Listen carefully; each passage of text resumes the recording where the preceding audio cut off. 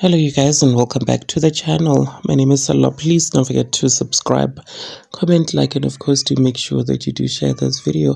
Guys, I'm sure for the past couple of days you have seen Limpopo Makompo artist Ushibashed trending on all social media platforms, all because of this his most recent video where we saw him on a Facebook live and something actually transpired and jaws were definitely dropped.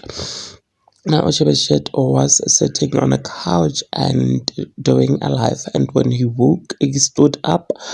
Um, of course, well, during his life, when he stood up, fans noticed something. They noticed a pipe glass, you guys, and it made such a noise to a point where it was clear actually what that was, as it was a pipe which they use to smoke drugs, you guys. Apparently it is a crystal meth pipe, and his friends one of his friends is seen visibly picking that up so that the camera does not capture it, but unfortunately it was a bit too late, as everybody has seen what that was, and it was just sitting on Oshebeshit's lap.